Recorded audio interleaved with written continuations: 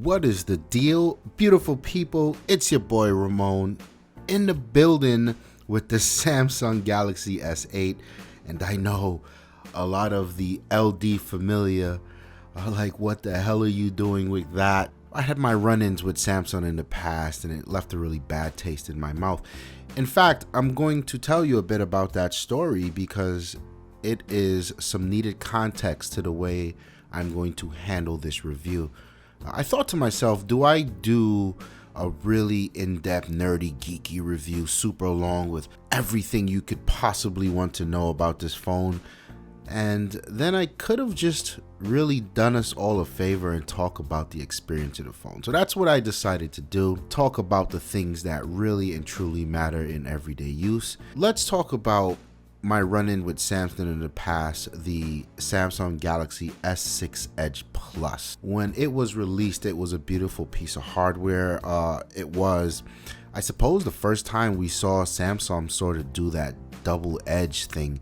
And they were actually toting it as a feature. It had everything under the sun in terms of feature, in terms of designs, and in terms of just specs, raw specs. That phone quickly fell apart. The battery life was terrible. The way you would hold a phone because of the aggressive edge design was not comfortable, and it's something you had to get used to. But in all fairness, I did get used to it, but that's something that needs to be mentioned. The 1,000,001 features that existed on the phone, I quickly turned off.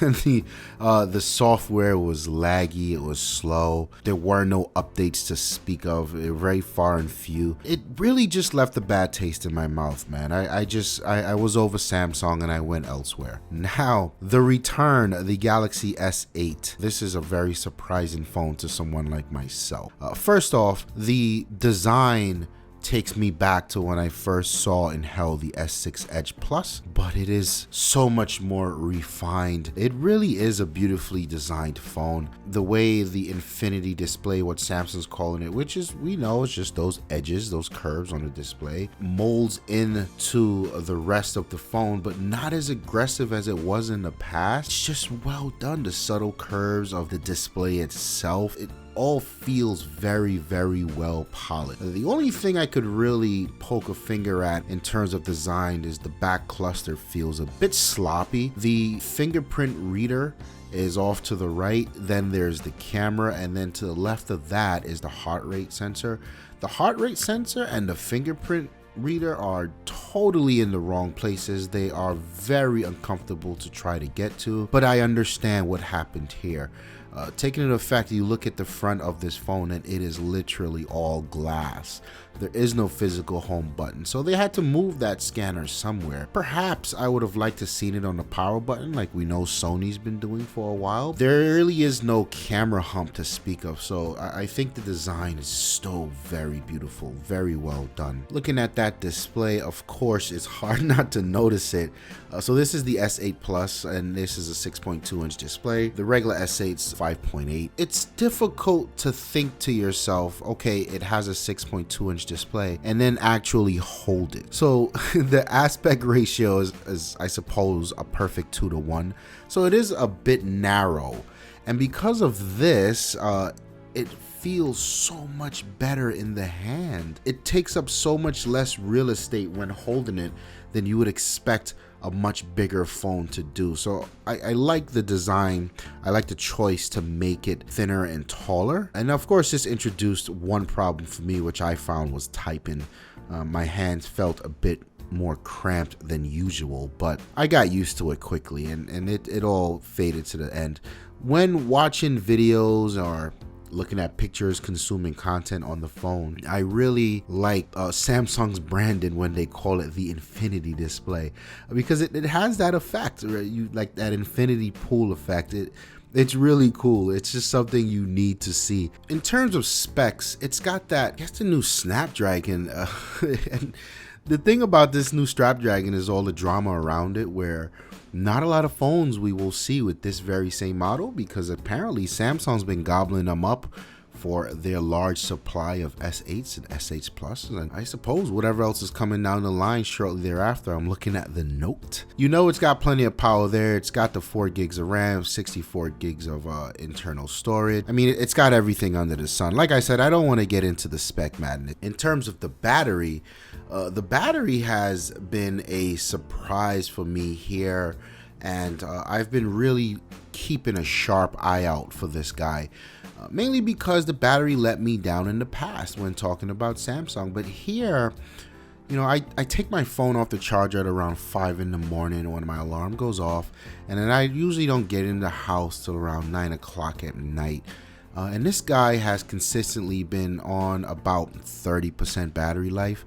And this is after a 2-hour, I guess in total, a 3-hour commute, where I listen to podcasts, I watch YouTube videos, I do some picture editing and things like that. And then, of course, the all-day use of the social media, the texting, web browsing, yada, yada, yada.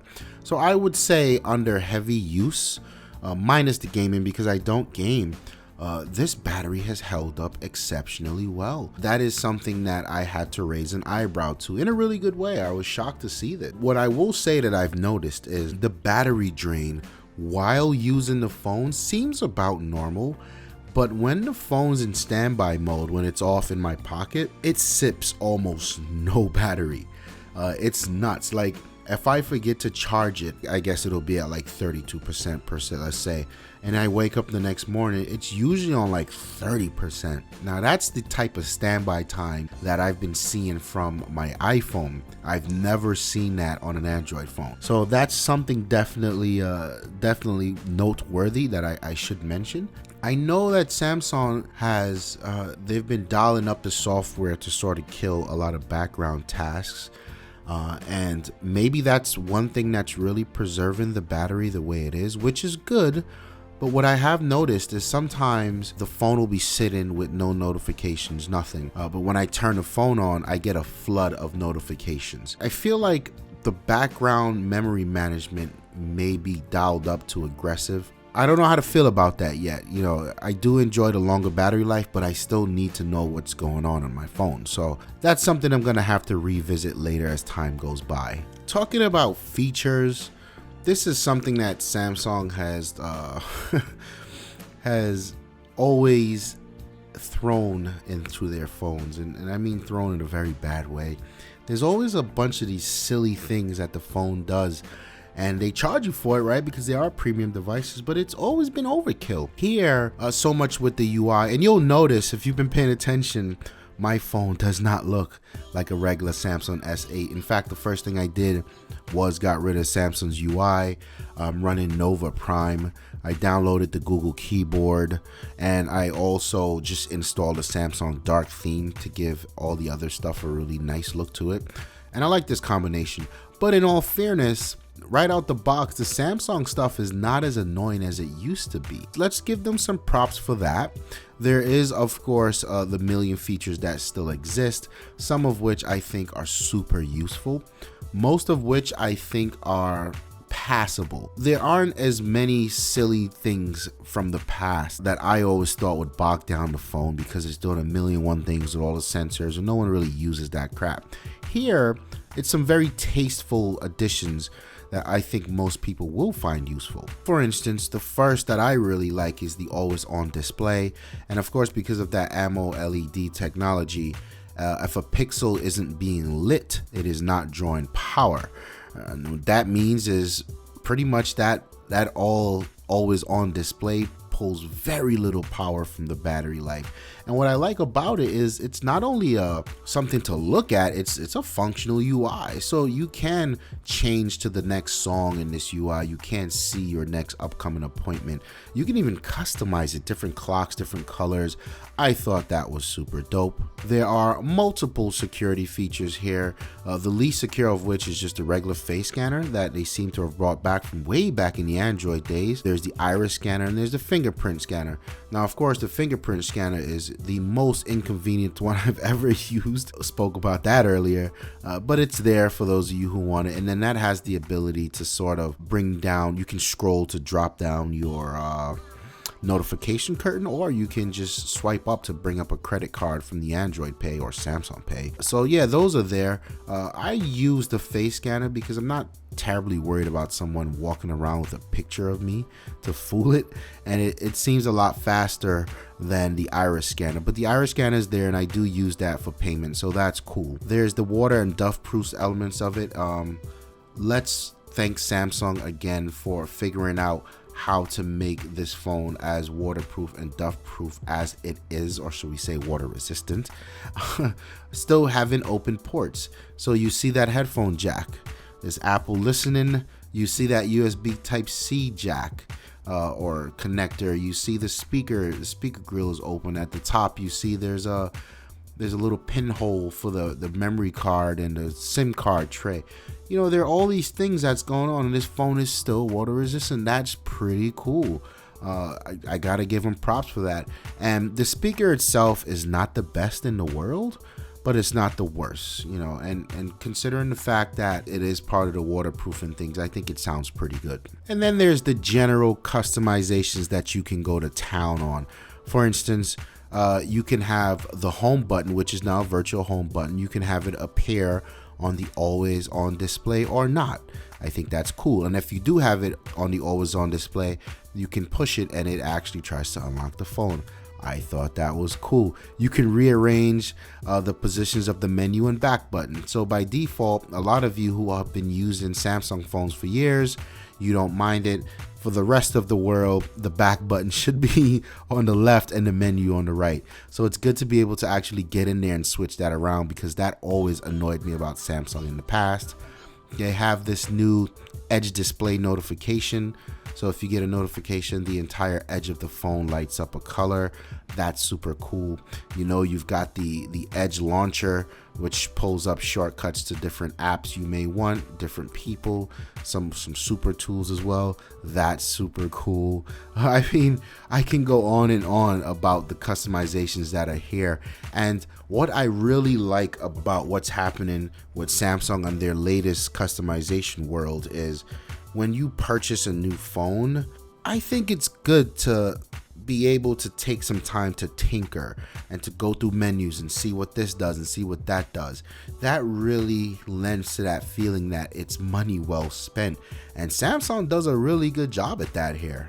Taking a look at the camera, this was something a lot of people had reserves about. Not so much that it wouldn't be good, but so much that they didn't really change much. Maybe some improvements to the image processing. By and large, it's kind of really close to the camera from the last generation. But let me tell you, that camera is no slouch. There's a lot about it that I like. Tons of dynamic range.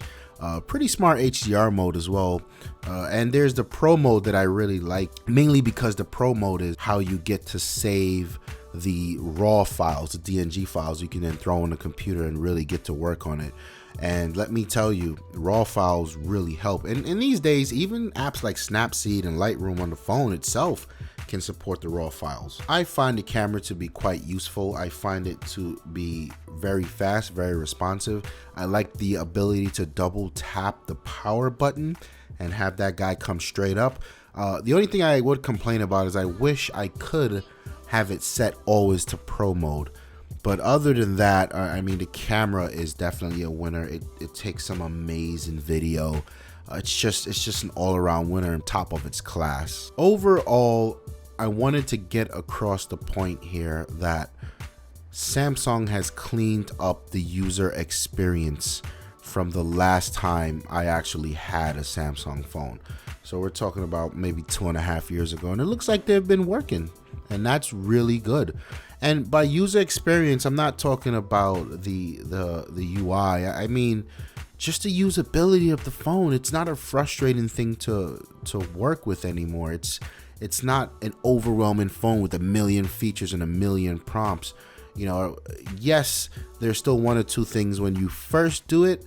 Like when you first set up the phone, my God, the AT&T stuff, the Samsung stuff, I didn't know what was what. It took me almost 15 minutes before I could even see the home screen on the phone. But that kind of ended there. You know, in the past, it would continue. You would launch the text messaging app, and it'd be this whole demo on how to do text messages and all these crazy features. A lot of that stuff doesn't exist anymore. It's much more streamlined. It's much more simple. It works out of the box. I like what Samsung's done here. I think the design of this phone is stunning. I like the less aggressive curves, which makes it easier to hold. The palm rejection, I think there's palm rejection tech in here, because I really haven't had much of a problem, and it seems to be working quite a bit better than it used to work on the S6 Edge. You know, I haven't really touched the screen on the side by mistake since I've owned it, so that's really, really good. It's a dope phone. I think Samsung finally hit their stride, and to be fair, they probably hit that stride with the Note 7, but that thing started exploding, and that was what that was. And it sucked because they had Apple by the balls. It was theirs for the taking, and that battery issue caused them a step back. Here, I'm still waiting to see how everything holds over, but so far so good. And this is always, you know, this is the thing with Samsung. You got to get out of that honeymoon phase.